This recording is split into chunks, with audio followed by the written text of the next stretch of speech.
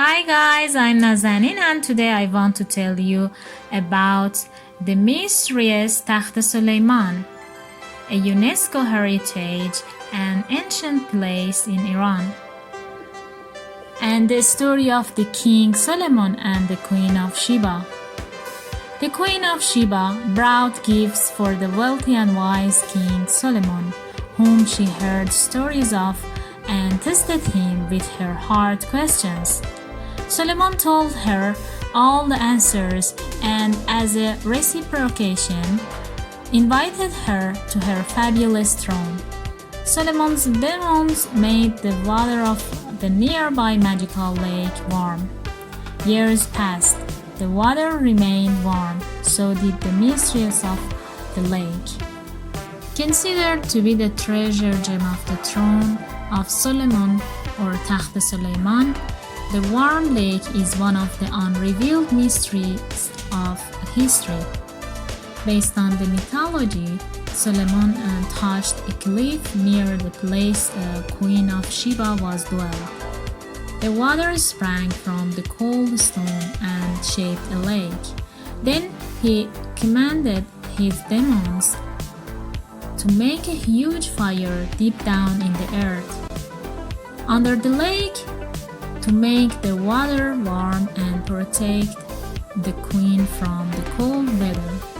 After years, the demons, unaware of the death of Solomon, still keep the fire alive, and this is why the lake water has remained warm. Native people believed the blood-curdling sounds from surrounding mountains belonged to these sad, lonely, fallen angels. Yet, what do the historical narratives recount? The unknown lake of Takht-e Soleyman placed untold stories in its heart.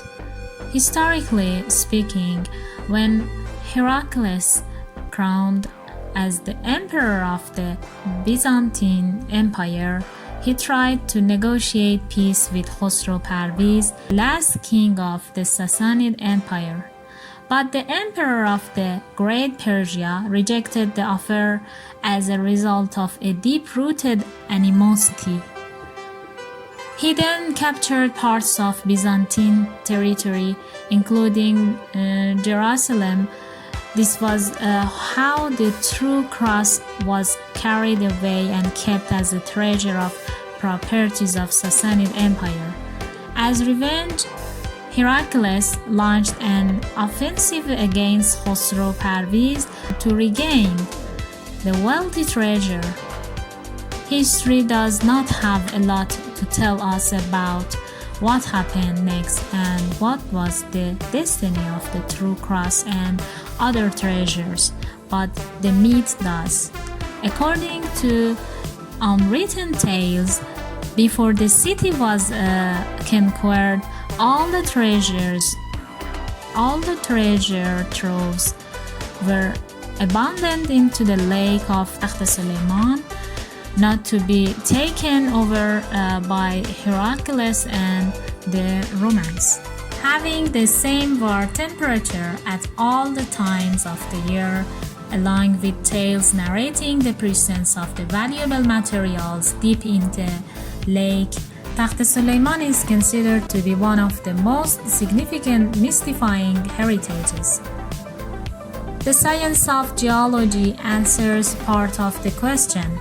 Based on geological findings, the lake shaped as a result of a geographic phenomenon dated back to 70 million years ago, when caused by continental formation, melts from some ancient volcanoes flow and brought atmospheric waters warmed deep down the earth on the surface, which in their turn shaped warm springs such as the lake of Takht-e Soleyman.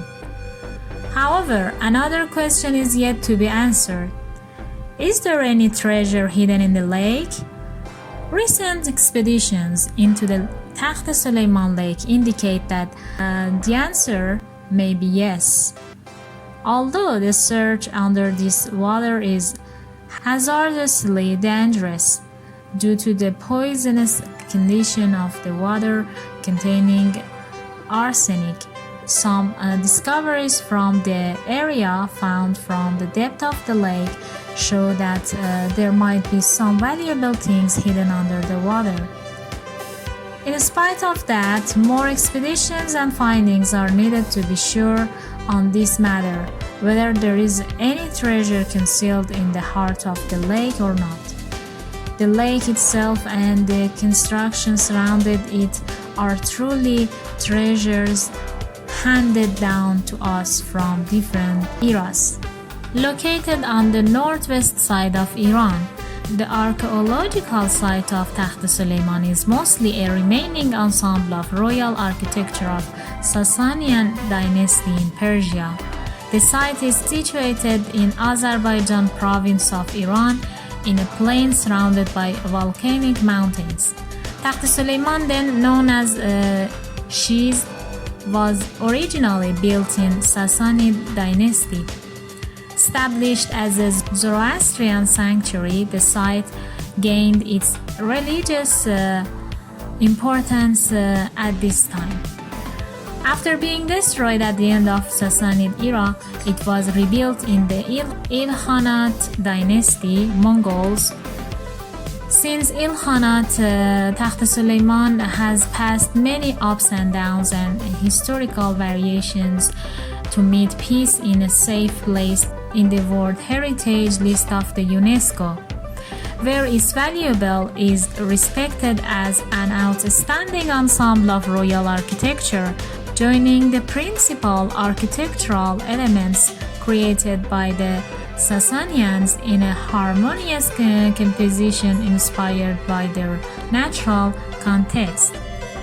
Living in harmony with its haunting natural setting, the old Takht-e Soleyman is a complex of lake, a Sassanian royal sanctuary, a Zoroastrian fire temple of warriors, and a temple dedicated to the divinity of the waters, Anahita. In addition, the site includes a place called the Takht-e Soleyman, Solomon's prison, and the mountain of Belqais was the name for the Queen of Sheba in Islamic tradition. Apart from the influence of the site on the development of Islamic architecture, Takht-e Soleyman is also wealthy in terms of its strong symbolic significations, hiked by the volcanic region and embellished by the precious turquoise lake, where Zoroastrians hold their rituals around their sacred fire and in front of the divinity of the waters. Takht-e Soleyman is truly a unique place that water and fire reconcile. Takht-e Soleyman was destroyed during the Roman conquest in 624 AD. In archaeological surveys around the area of the fire temple, a variety of coins, tides, and a huge copper cooking vessel have been discovered. The site got its biblical name after the Arab conquest. Folk legend relates that King Solomon used to imprison monsters inside a nearby 100-meter deep crater, which is called Takht-e Soleyman, prison of Solomon. Solomon is also said to have created the flowing pond of the fortress. The Solomon prison, which consists of remnants of prehistoric and the Medes temple, is included in this aggregate. Sites such as dormant volcanoes, thermal springs, and streams around Takht-e Soleyman are worth surveying. The temple of Anahita in the northeast of the lake is also important because Anahita is the goddess of water, revered by the ancient Iranians, and there must be a special reason for the existence of such a temple. Between the two peaks.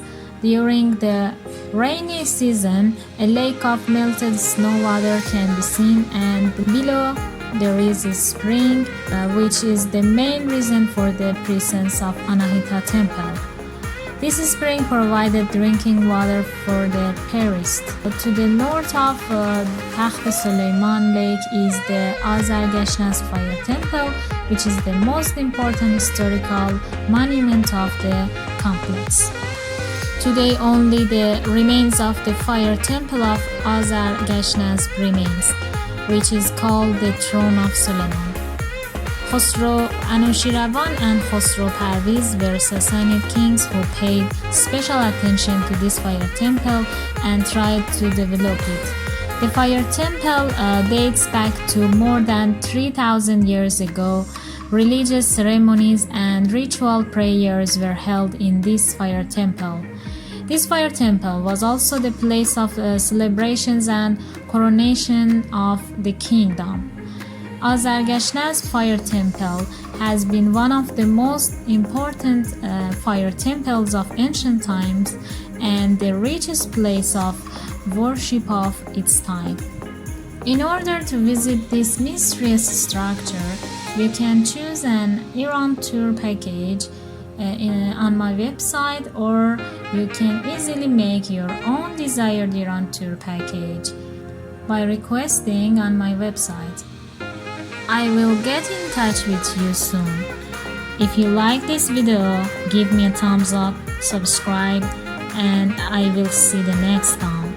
Thanks for watching.